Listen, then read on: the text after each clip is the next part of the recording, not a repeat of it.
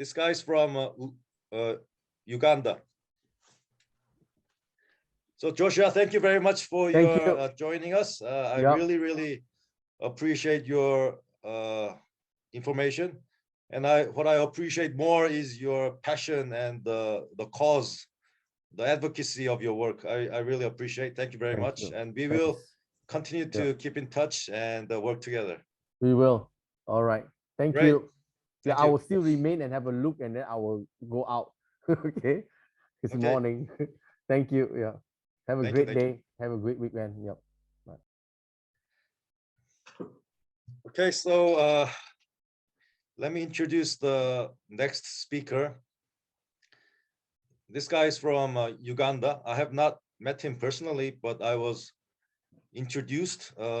My friends introduced him as a speaker and recommended very strongly because they knew the kind of work that he was doing.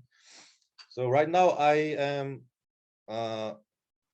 am located in Kanaan Farmers School in Korea, and our school does many workshops, and including to many foreign students. And this guy, John Bosco, John was here in Korea also. He was in our workshop, and he was greatly inspired. He went back and then he started doing the things in his own community in Uganda, and he had a lot of success and a lot of good experiences, and so he calls himself the Canaan pioneer. So because we always talk about this pioneer spirit of going into the harshest conditions to do great work. So he's also the Principal Glorious, located in Principal Glorious Education Center, and his specialty is natural piggery and poultry. So he was using this farming technique to help the people. And another very interesting thing about this guy is that, correct me if I'm wrong, but you went into politics, right? So you went to become a sub-county chairman in your district. A guy with very interesting background and very strong passion, and most important, is a man of action. So I would like to introduce Tebandeke John Bosco. Thank you for joining us. Hello, John. Hello. Hello. Yes, I can hear you. Yes, Lei, how are you? I'm very good. How are you? I'm good. Nice to join you. I was listening. I want to thank Joshua. I've had his communication, his presentation. It has been very nice and so inspiring.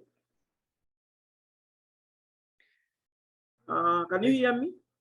Yeah, I can hear you, but I cannot see you. Can you? Your face is not showing on the screen. Oh, sure. Even now? Sit down. Sit down, Yeah, and you your can sit down. camera. And the camera face up a bit. Cannot see your face. You can't see my face. Yeah. And now can you see me? Turn the camera up. Turn the camera up. I can see your arm with the white line. Okay. Yes. Okay. How about now? Yes, now we have you. Yeah. Okay. My name is John Bosco Tebandeke. I'm from Uganda. I want to thank Ray for inviting me, and the speaker, Joshua. I've been inspired by your presentation. Thank you so much. Thank you. Yes, as Ray introduced me, I'm a graduate of Kanaan in South Korea. I've been there several times. I was there in 2009 and 2013 and several times. I'm also a principal of Glorious Education Center in Kachiri. I'm a farmer, but also I went to do politics. You know, I'm the chairman of Kachiri sub-county. Kachiri sub-county is from the district, you go the sub-county.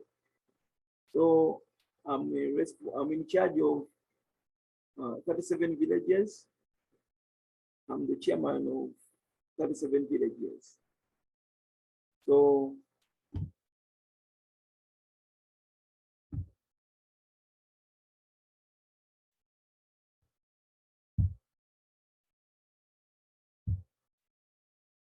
yeah, this is me.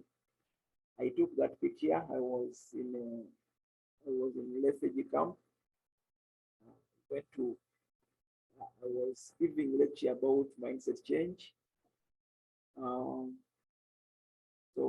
I really loved that picture. So my topic today is to do with natural poultry and the piggery to feed the village. I do piggery. I have experience in piggery and poultry. So I want to, as I told you, I received mindset change training from Kanan in South Korea. And Kanan specifically, it trains a lot of things, but majorly mindset change. Because I believe you can have technology, you can read technology, you can Google and search on the internet and you can learn about poultry, you can learn about piggery, but one thing you cannot learn by internet is mindset change. So this unique training transformed me to transform the community. As I already said that I'm chairman of the sub-county. This came out because of what I was doing, and they saw my potential to change the community. That's why they elected me as their chairman. I also received training on natural farming at Kanan. That's where I learned about poultry, how to raise piggery naturally, and poultry in a natural way. Yes. Yeah. So when I came back from Kanan, I started a group. When I learned the technology of organic farming, I started a group. I began with a small group of my neighbors. I trained them of how to farm in an organic way. I realized that it was not easy. It was not so easy to train them because many prefer artificial way of doing things. But when I invited this group to my school, as you see the background, that is my school called Glorious Education Center. So I discovered before I teach the technology, before I teach the farming, the poultry and farming, because this was known before, where at my community we never had poultry and piggery. But now, when I came back from Korea, I began with mindset change. I believed that when you train mindset, and when people's mindset is changed, the technology can be embraced. So this is the group. All these are my neighbors. This one was my former teacher. all these ones are my neighbors. So I invited them, and really they loved the technology. So as you see, so I believe uh, uh, poor countries, African countries like Uganda, like my country, the biggest trouble is on mindset change. People have one attitude on agriculture. Uganda being an agriculture country, we have a lot of resources. We have the farms, the land. We have a lot of land, but unutilized. You can find somebody owning 20 acres, but of the 20 acres, they're not utilized. So I discovered there is something missing. As you see in the picture, picture of the padlock in the head. So I remember when I visited Korea, they first removed my padlock. They just finished my university. So my mindset was poor. So when I received the training from Canaan, my padlock was removed. So I was also thinking of how I should help my community. The first thing I had to begin with was to train mindset, because you can't cultivate, you can't plant, you can't grow, for example, maize or beans or any other crop. You can't grow them in a bushy environment. So I began with cultivating the mind. I removed, you see the first picture. The first picture of a gentleman is having a padlock, a locked padlock. That was me before. My padlock was locked, and I could not think of doing anything. I could only be smart, think of doing smart work. So when I received this training in South Korea, my padlock, as you can see in picture 2, my padlock was removed. So my target, my mission was to help my neighbor, my community. I began with my family, then my neighbors. So as you see in that picture, the concentration I put on mindset change, the way we think. So I had to first concentrate on the way we think, as you see, because if you don't change people's mindset, they will laugh at you as it was when I just received this training. I saw that we can embrace agriculture. We can have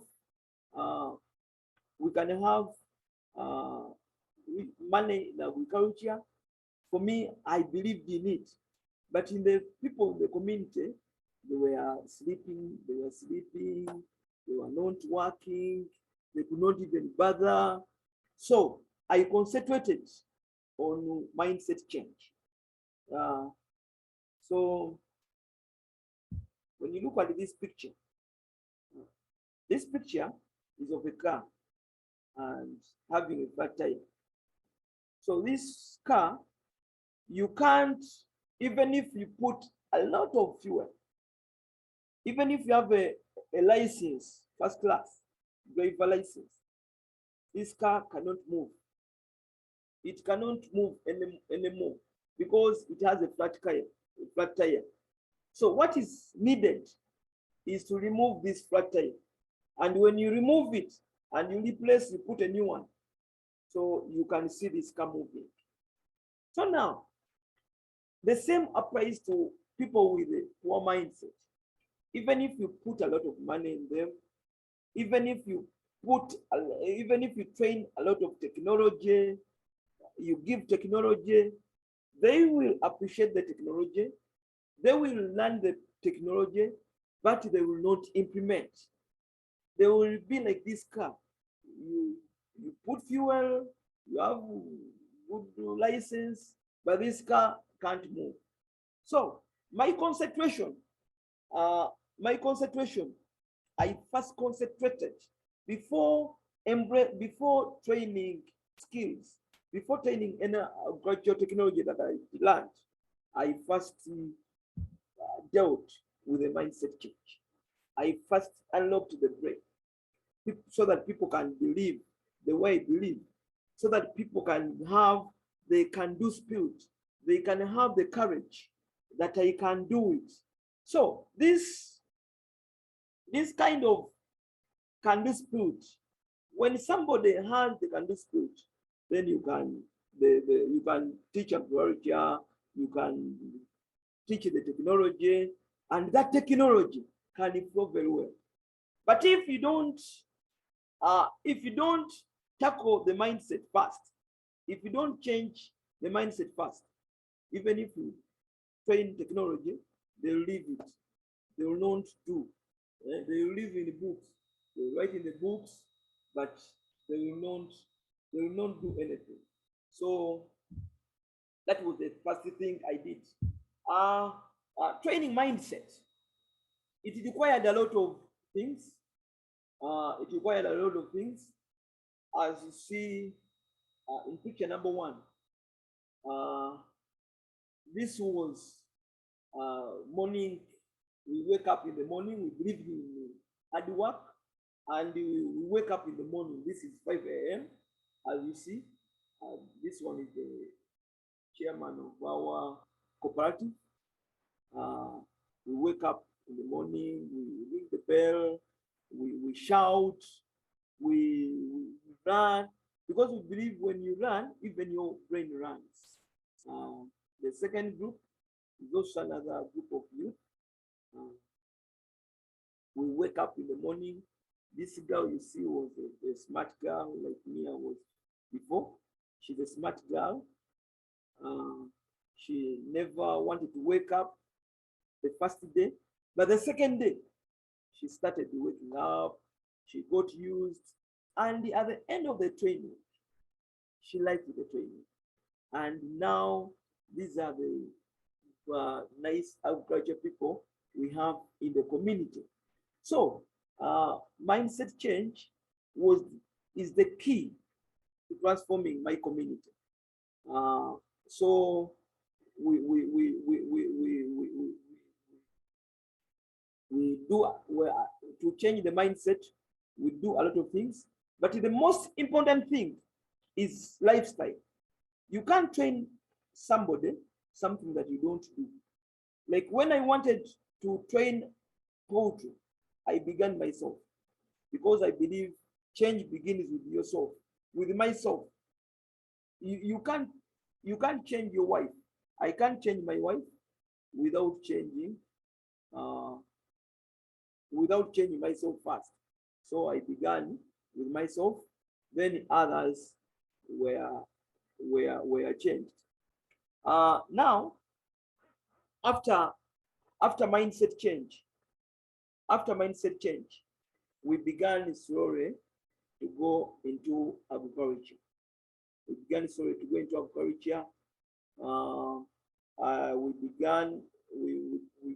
with raising chicken.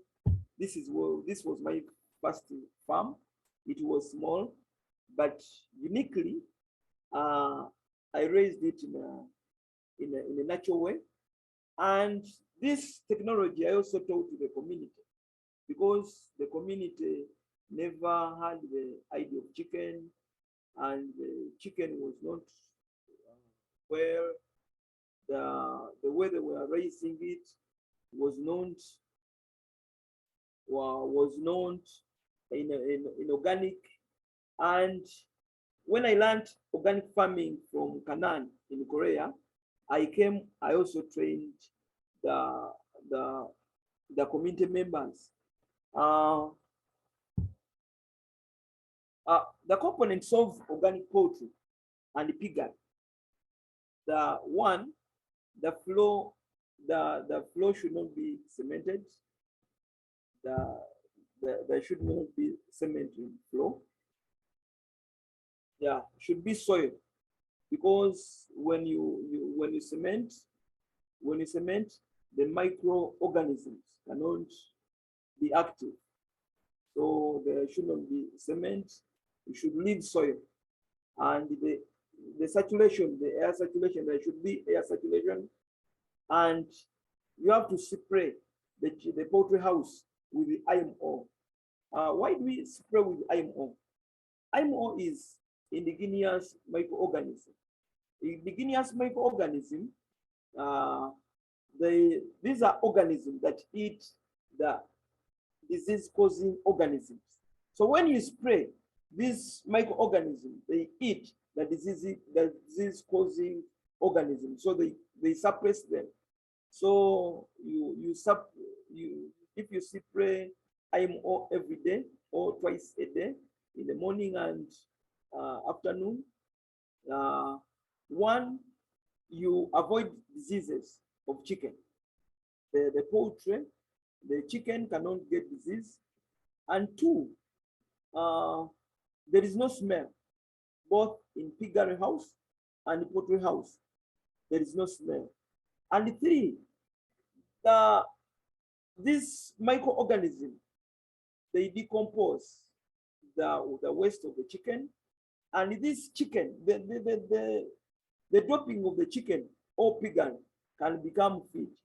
So the pigs, they can eat the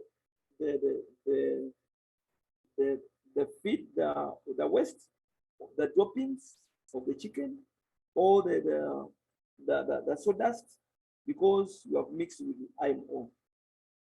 Feeding green plants and IMO. No artificial heat, no artificial heat support, but heat is fermented. It is hard to raise chicken in artificial way, but from the start, we need to raise this chicken. We need to have this chicken grown. We need to have them, to raise them when they are strong enough to resist the diseases. So I ferment the heat naturally using the coffee husks and IMO. So the heat is fermented and the chicken can grow well. Then to make feeds, in Uganda we have a problem of feeds. The feeds in Uganda, especially fish, is very expensive. So I got a new technology of how to make feed in a natural way, in organic way. So I grow Moringa. And the earthworm. Now this is earthworm. How do I raise earthworm? You make box. And you put the cow dung. This cow dung should be dry. So you put dry cow dung, and you fill the box with cow dung. So you get, after filling the box with cow dung, you get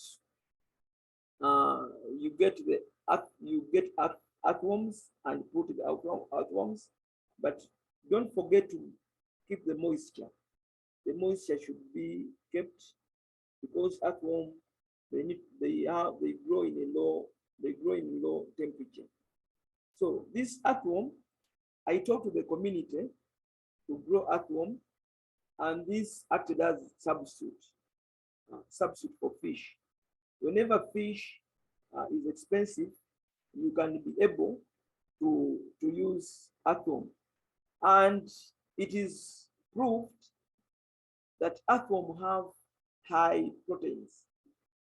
So when you use earthworms, because chicken eats fish, to get proteins. So if you substitute, in absence of fish, if you substitute fish with the earthworms, they work well. So the second picture is Moringa. So Moringa is also another good source of protein, rather vitamins.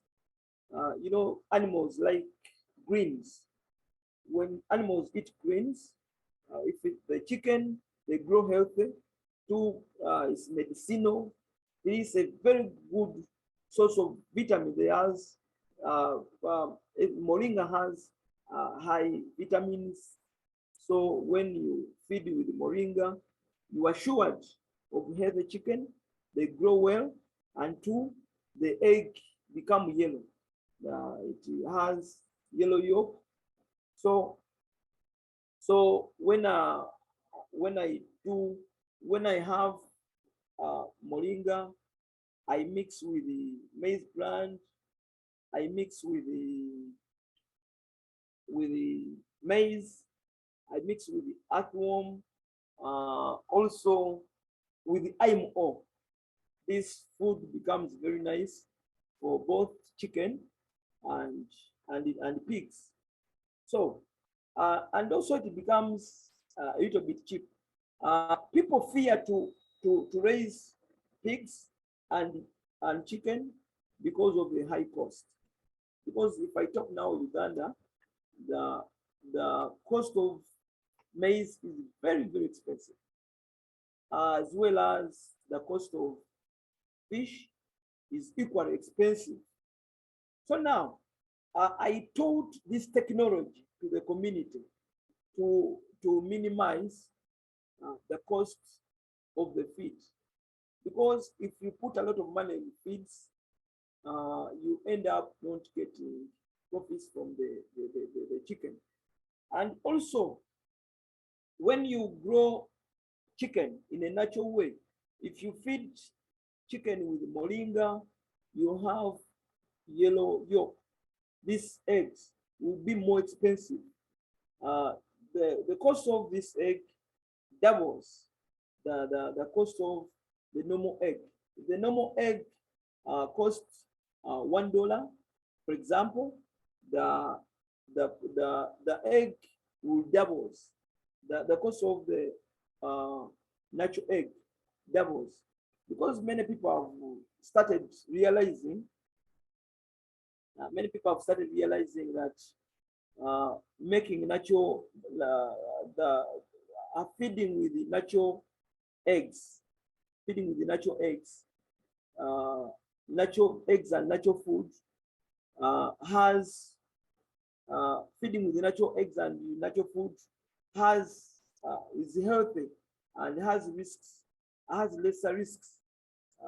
It is risk-free as compared to artificial, whereby artificial has risks of diseases. So we started in my community raising chicken in a natural way. So as you see here, these are chicken. They are not having charcoal stoves, but they can grow well. Yeah, they can grow well. They eat natural food, natural feeds, and the risks of diseases is minimal, because especially I spray IMO. When you spray IMO suppresses the disease-causing organisms. This is a pig thigh raised in a natural way. This is sawdust. This is sawdust, and the pigs are very healthy. There is no smell. You can even have the pigs in an urban setting, because there is no smell. You can even be near the Muslims, our Muslim brothers. You can be near them. What why Muslims don't like pigs? Because of maybe the smell is too much. But when you raise pigs in a natural way, what I do here, I spray IMO. I spray IMO. I turn around the sawdust. Yeah. And when the pigs drop their droppings, so the droppings can be turned and be mixed with the sawdust. So later the dropping can be food, so they can eat the sawdust. The droppings dry together with the sawdust, so the smell can be no more. So this is the style. And so, and yeah, as you can see, this is one of our farmers feeding pigs in a natural way. These pigs were one thing, even their meat is very nice because they eat grass. They don't make noise. They don't have stress. And when you mix, what I do, I mix food with the IMO. I made a survey on this. I made two feed. One feed, I made normal feed. So I made another feed with the IMO. I mixed with the IMO. I mixed feed with the IMO, and the feed became wet. So the pigs and chicken, they liked the food with the mixed with the IMO as compared to the normal feed. So I went to the chicken, the food was finished in a short time. So that food mixed with the IMO, it is more nicer than the food without IMO. So even the products, this is me. In the first picture, this is me. Those are my eggs for my farm, and those are natural eggs. A tray, one egg because it has yellow yolk, it doubles when you go to the market. It doubles the normal egg. Yeah, it doubles the normal egg. So in the eggs with the yellow yolk, when you go to the market, they are easily finished. They can be completed easily, and even health-wise, they are better. They are better and they are good for our health. So this is one of our farmers in the community. I was accompanied by the army official to visit the farmer, because in our community we started a movement to teach farmers to grow. We teach farmers to farm. So this is Mr. Wasa. Mr. Wasa is having a lot of things. He's having pigs and also chicken. So what the droppings from the chicken he puts in the garden, and the garden, as you can see, it grows well. It does well. So we went with the army official to visit him to see how it does.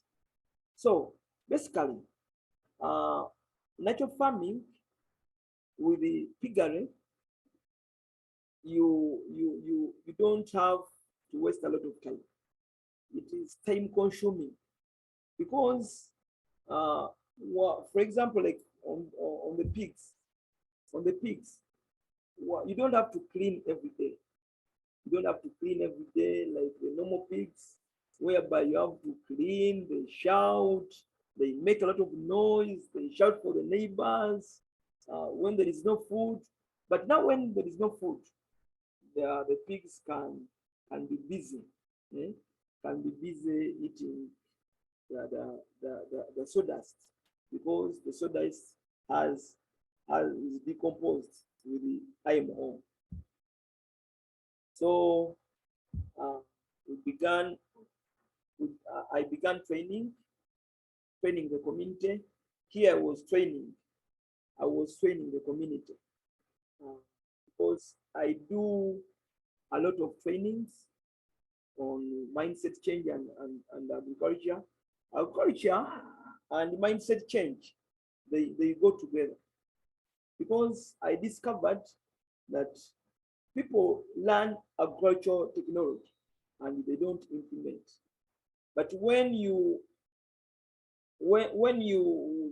first change people's mindset, they get the zeal, they get I can do it. The most problem people have is fear. They fear to start. Many people in Uganda or in other countries, they visit big farms, and when you visit a big farm, you fear. You just appreciate, oh, the farm is nice, but you can't go back and start. You fear. So now, these are a group of people. I do training. I have a center at my school. I train them at school, and that's where also I have a farm where we do the practice. So this group of people, as you see them, they are holding their hands to show their commitment that we can do it. We can change the community. Before I started training the community, people were poor. They could not take their children to school. They could not feed themselves. But when I started this kind of training, people started developing, I can do it. They learn from the neighbors. It is spreading like fire. We began with one village, that is my village. And when the next village heard of what we are training, what we are doing, they learn from us. So now we are keeping on extending. So now we started now in the sub-county, in Kachiri sub-county, where I'm a leader, the 37 villages. We've started, we have people doing this kind of work. We have them engaging in agriculture. They are doing great work. Now these are a group of people, they are youth. Here I was giving them certificates to show them that they are now ready to go back to their villages to train others. So now this movement has started with a few people, as you see here.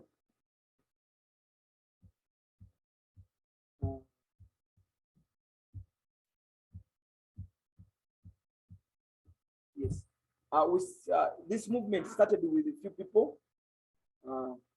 It started with me. It is me. When I started, people were laughing at me. They did not know what I'm doing. Actually, others others came to see, oh, this boy, what is he shouting of? So they came and joined me. So these ones, they joined me. They showed their commitment that we can do it. We can change our community. So when these people trained, when I trained them, they also changed their ways. They changed their community, and now the movement is growing. the movement is growing. Now, this is another group.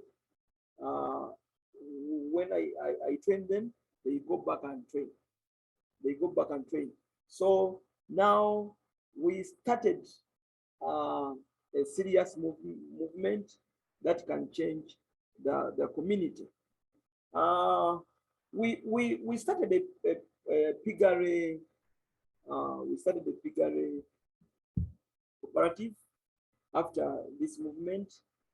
Now, this truck, we are getting the pigs from our farmers. Throughout the 37 villages, we have farmers with the pigs.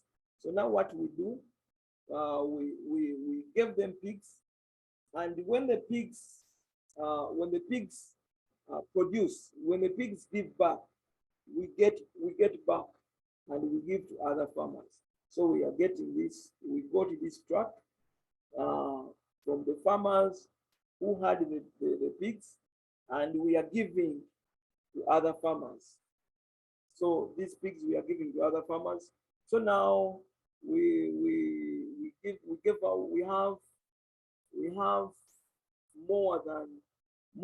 have in each village we have more than 20 people who are doing this piggery project, and this is happening in all 37 villages. So the beginning was small, but what has helped us most, what has helped me most to do this was the change of the mindset. When people's mindset was cultivated, so I was able to train them. I trained the leaders, all chairpersons of the villages, religious leaders. I trained them. They come to my school, we shout, they learn from me how I began, they learn from me how I began my poultry farm, how I began my school, how other neighbors began and how they are progressing. And when they learn how people began from small, because me, I began from small, very in a humble way. Even these neighbors, they began in a humble way, but they are progressing slowly by slowly. So now, these people, they are also learning from each other, one after the other. They learn from others. So now the movement is growing. As you see here, I was giving training. What I majorly focus on before I train agriculture, before I train any skill, because I train farming skills, but before I train farming skills, I begin with the class training. I begin with the mindset training. So these are here I was giving training. And here it's another group of training. They are showing their commitment that I can do it. Without that can-do spirit, my dear friends, you cannot do anything. So you can have the technology, you can have the books, you can fill the books, but without the can-do spirit, you cannot do anything. So here they are showing their commitment that I can do it. I can change my commitment, that I can change my community. So they swear the oath to change their community. So now this movement has spread throughout Kachiri sub-county and even the neighboring sub-counties. They're inviting me for lectures. But the beginning of myself was the training I received. When I received, I never knew about natural farming. I was a teacher. I'm a teacher. I graduated from teacher school, from a teacher's college. After my graduation, I went to have training at Canaan Global Leadership Center. When I had that training, so I came back also ready to train others. And now I've trained people. I've trained people how to raise chicken. I've trained people how to raise piggery. I've trained people how to raise rabbits. I've trained people how to raise cattle. So now this movement is keeping on moving story by story. Our village was one of the poorest villages. But now, as I talk now, people, it is developing. People can have, they are now becoming self-reliant. People who began with one pig, they have more than 10. They are moving on. People who began with a few chicken, they are now in 500s. They are in 1,000 chicken. So people are moving on, story by story. So why I want to emphasize this? You cannot differentiate mindset change and agriculture. Why agriculture is not doing well? Why agriculture is not doing well in poor countries? It's because people's mindset is poor. They have poor mindset on agriculture. People think that agriculture is for people who never went to school, for unlearned people. But this is not true. People started realizing after my training that even educated people, they can go to agriculture. I'm educated, but I'm doing agriculture. So now that's why in my village, people are doing great. This man started he had no hope. He had no hope, but he started with the farm. He started with the farm.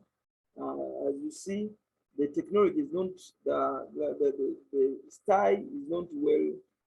It's not well built with the bricks, but just with wood. This is cheap. You don't need a lot of funds to construct that. But the pigs are doing well and they are healthy. The sawdust in Uganda, the sawdust is cheap. You don't need to use a lot of money in sawdust.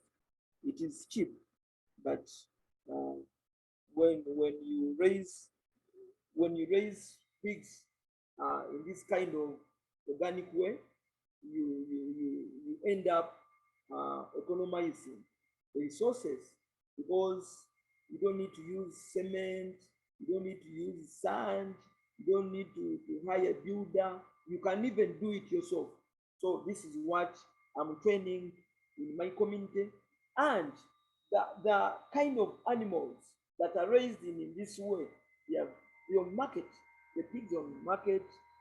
Once people realize that you are raising pigs in a natural way, you are raising chicken in a natural way, your chicken on demand is expensive, and get people to buy. The market is high as compared to the normal the animals that are raised in an artificial way. What do we do in our community? In our community, we do a variety of things, because not only farming. When you farm, you need to transport your crops, your products to the market. Now, what we do, we even engage in community work.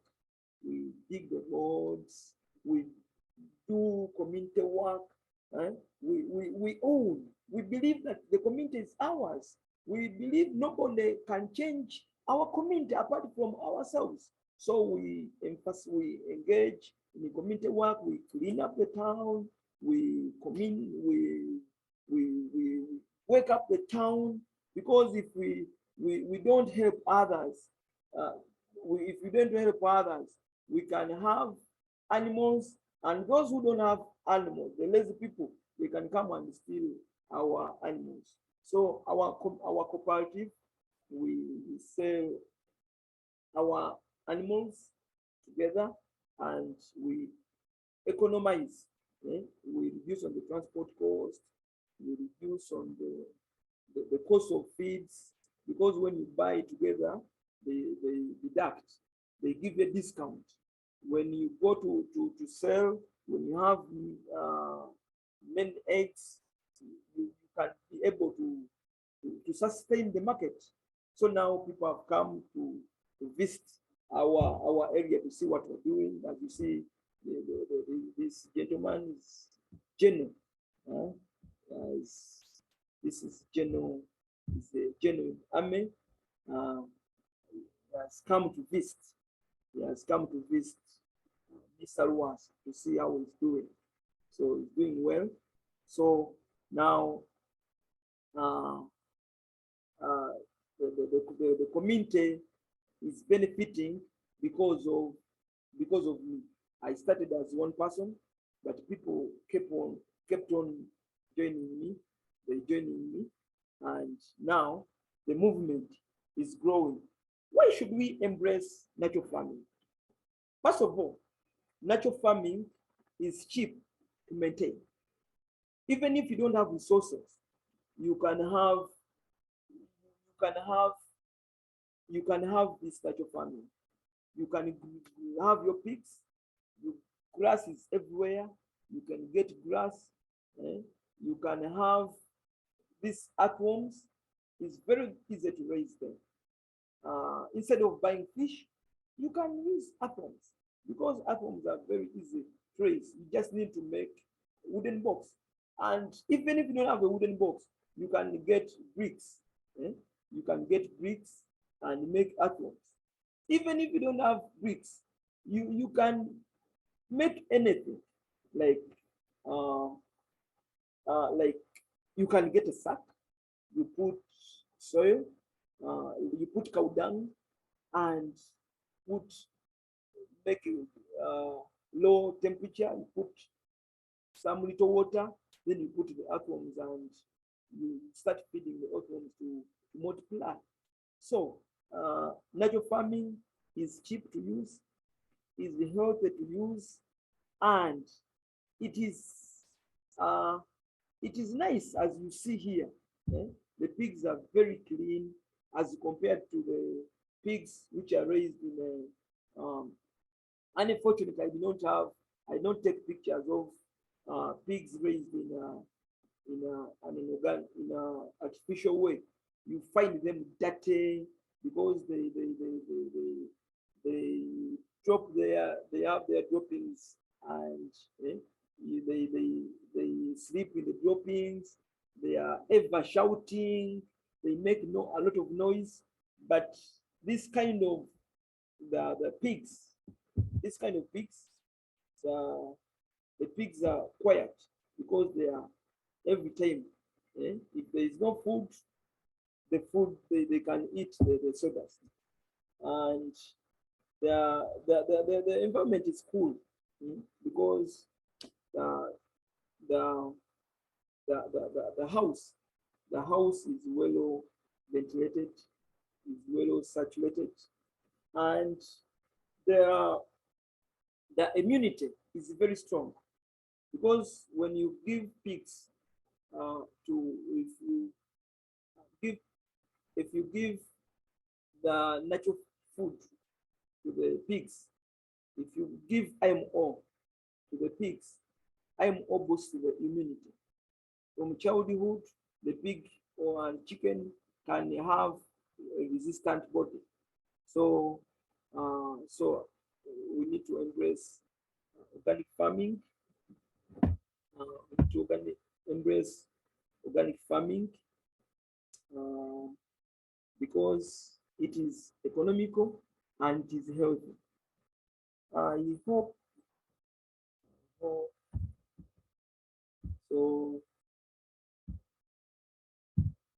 Before, so this is this is another. I was telling you this kind of training. I trained them in my school. My school became a center to train not only my village, but also other villages. They come and receive training. But the beginning was very small. I began with the mindset change. I began that I can do it. When I began I can do it, when I say I can do it, I started small. I started trying it. Many people fear to start. They fear to start. They ask so many questions. What if I start and I fail? What if I start and people laugh at me? So I started small. I want to thank God that when I started, at the first time people laughed at me, but when the second time they joined me, when they joined me, now we started a movement, and this movement is having a lot of impact in the community. People are getting liberated from poverty. I emphasized start small, start with one pig, start with one chicken. At least people who have started with one chicken, they are getting to hundreds. People who started with one pig, they are growing bigger and bigger. So the community has embraced this, and their lives have begun changing because of this kind of thing. So in brief, because my time is getting expired, as I can see, I want to emphasize, and I want to conclude by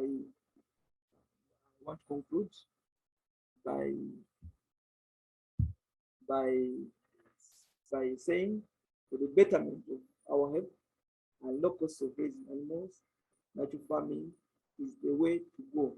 However much you have the technology, we need to integrate mindset change, because with the mindset change, I am a evidence of myself. I began small. I've shown you how I do, because I do other work. As I told you, I'm a teacher. I have a school. I started a small school with papyrus, but now the school is doing great. It's doing wonders. Performance is very good. My poultry farm began small, but it has expanded bigger and bigger and bigger. And not only myself, but also the community. The community has embraced this, and is growing big.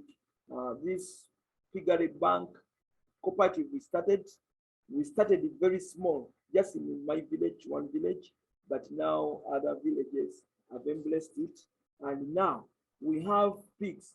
We have pigs. When you give one pig to someone, gives another one.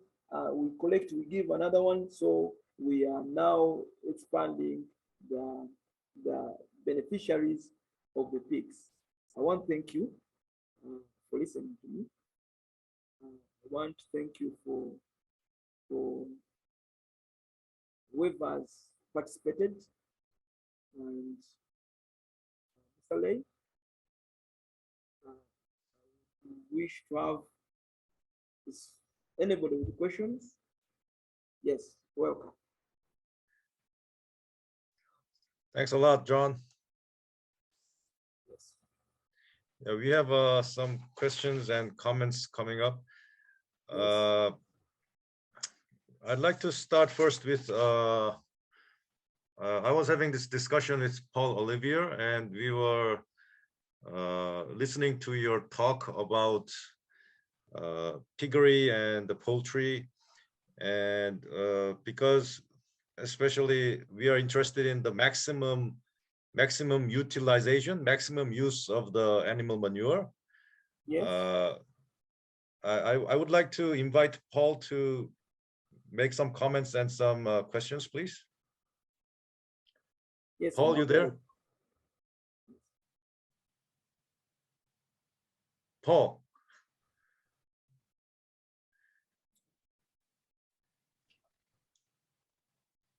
Okay, can you hear me? Yes, yes. Okay. Yeah, one thing that's easy to do is to take your pig manure, ferment it, and then feed it. And it's put into a bucket with an umbrella valve. And the manure ferments over a period of time, let's say about 12 days. And then you can feed that to your chickens.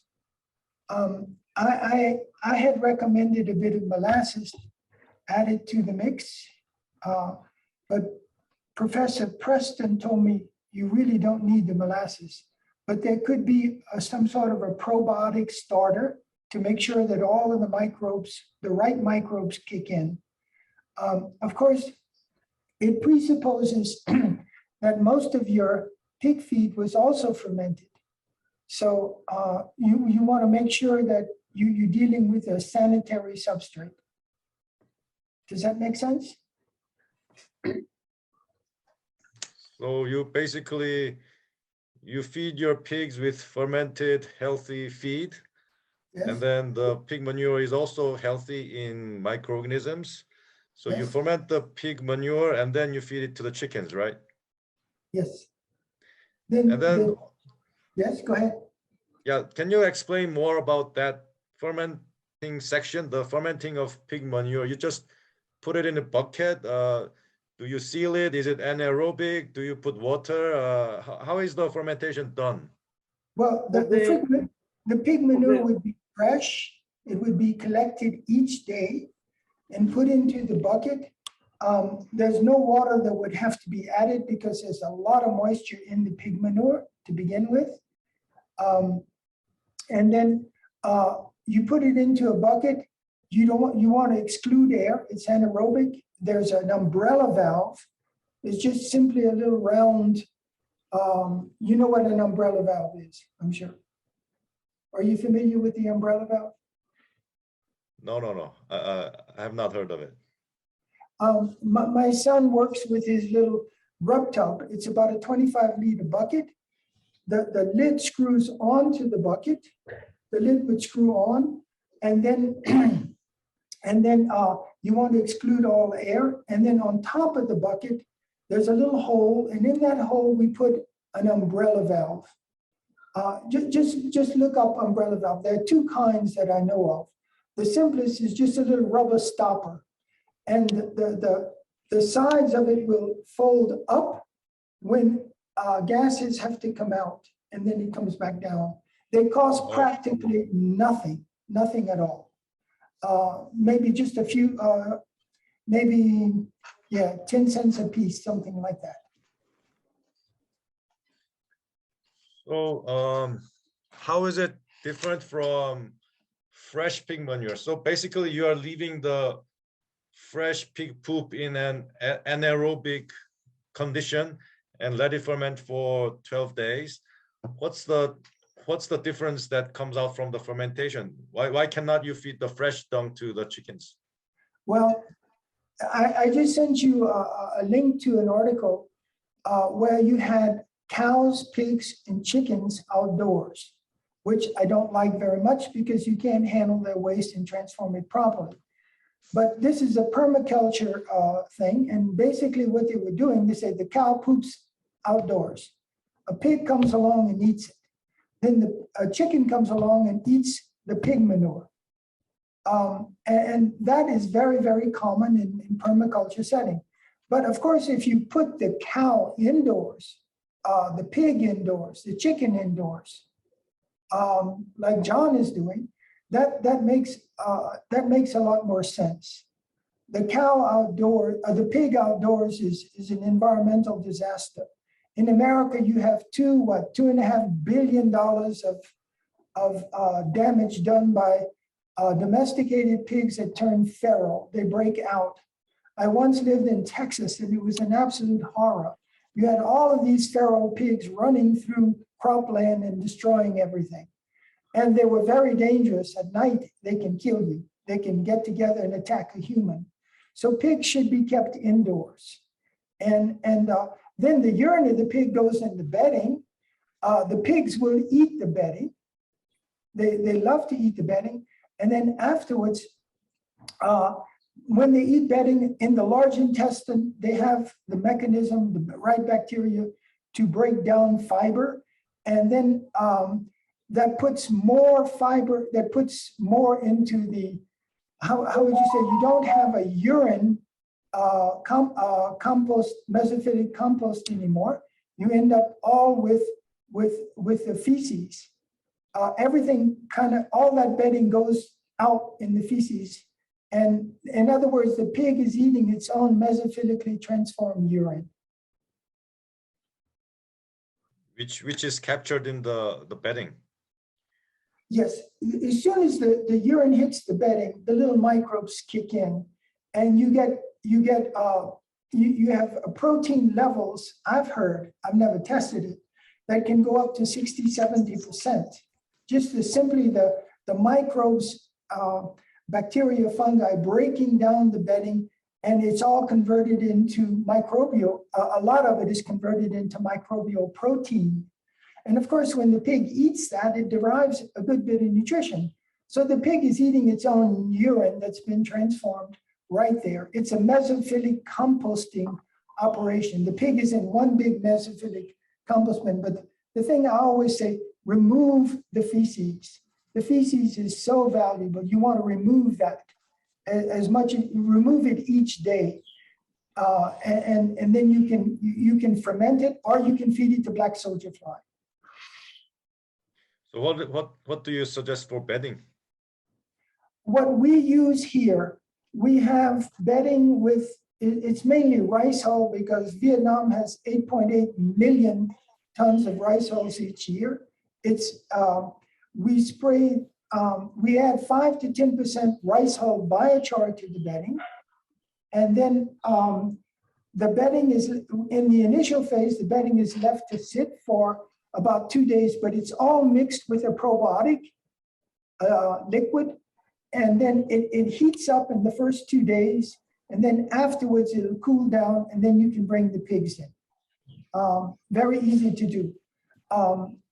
And so all of the urine goes right into the bedding. And as I showed in the video 2 days ago, the pigs just root through the bedding, and they eat the bedding, and they run and play on the bedding.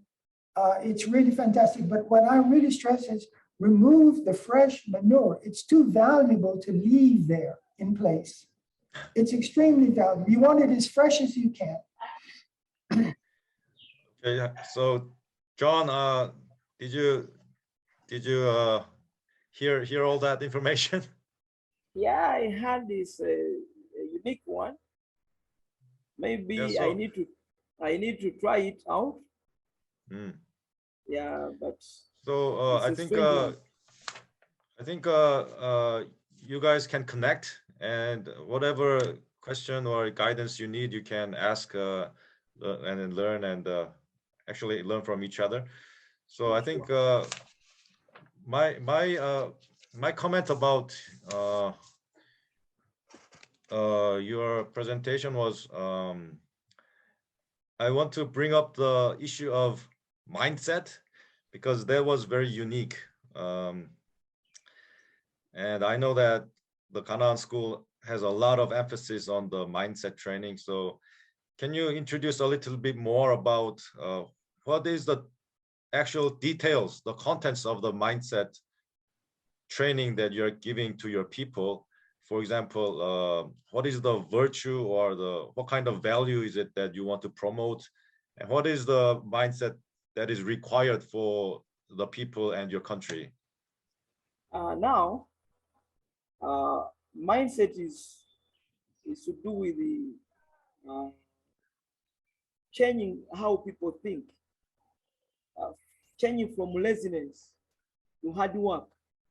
But I believe that we don't change by talking, but we change by lifestyle. What you do, what I see you doing is what I do. So me and my community, they follow what I do. So without mindset, you can find agriculture cannot be done. So now what my community, what I centered on is mindset change. And I believe mindset is lifestyle. For example, If people see you waking up late, they also wake up late. If you were a leader and you are lame, people also be lame. So mindset is to do with lifestyle, how people see you, what you are doing, what example, how, for example, me, I was poor. I was lazy. I was waking up late. I was smart. But when I changed my lifestyle, people emulated me, and now they're doing a lot of things because of me. Then another thing, mindset is to do with removing fear in somebody. People fear to start. They fear. There are many people in Africa, they have that habit of, I cannot do it. It is the whites.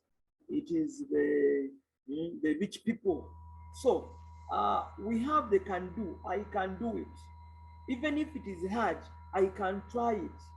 Also starting small. People fear to start. If somebody has little resources, he has to extend. He fears to start.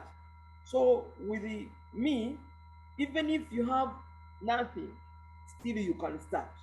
Even if you have one, still you can start. So that mindset, I can do it. I can transform. I can begin small and grow bigger and bigger and bigger. That is the gospel I'm preaching to my community. And I've seen it working. It has worked for me. I began small. I've begun a lot of things in a small way, but people are seeing it progressing, and they have started embracing it. They have started copying from me. Yes. Yes, I'm very impressed because you are making a change with action, not just talks but action. And this, your emphasis on mindset, actually, it is the same thing as what I was talking about yesterday, and also what Mr. Kawaguchi was talking about. Because Mr. Kawaguchi was talking about how we can live as sincere human beings. It's a strange translation from into English, but that's basically some kind of Confucius philosophy underneath it, how we can be a more sincere, truthful human being. And I always think that we should think as farming is a way to become a better person. Okay, farming is a way to become a better person. Farming is a way to make a better world, a better environment, heal the land, and help the poor people. So I really appreciate that you are bringing up this value, why we are doing this. And it is not just about technology. It's not just the skills, you can find those in the books, but you really need to wake up the people and then bring this importance of mindset to understand. Right. You see, Ray, now, as I showed in my presentation that I'm a community leader, I'm the chairman. Why do you think people elected me? Because they saw what I'm doing. And now they have given me another term. They have elected me again. So now you find me, they are giving me another office, maybe in parliament. So because of what I'm doing, I'm a practical leader. I'm a leader who goes on ground and do something practical, and people follow me because of what I've done. So I think that should be key. You try. When you try, people see and they embrace. Yes. Yes, and I also want to comment because that is how democracy should be. From the grassroots, from the people, you become the representative, and then you really represent and lead by action the people instead of this corrupt system of fake democracy. That's very, very great job you're doing. Right. Okay, any final comments or any more? I don't think there's any questions. So if you have any final comments, you can please speak. You have 1 minute left. 1 minute. In 1 minute, I want to say, I want to thank all who have been observing. I want to thank you, Ray, for inviting me. And I want to conclusively say, we can change our community by changing yourself first. You beginning by yourself, then others can follow you. And agriculture, organic farming, you can learn in the books. Me, I do a lot of, I do piggery, I do poultry in organic way. People have learned, they have learned that technology. That is very good, but without mindset change, still they'll forget and they'll not implement. God bless you. Thank you. Thank you very much. And I wish we can keep in touch, and we will continue to work together. Thank you very much. Okay, thank you. So can I invite Peter now? Yeah. Thank you again. That was great, John. I was very much enjoyed it. But now we are going to be transitioning to our very final speaker before we have a round table. So John, if you're around at the end, we're also going to have a 3 hours, just whoever happens to still be in a place they have time, we can all join in collectively. But now I'm going to introduce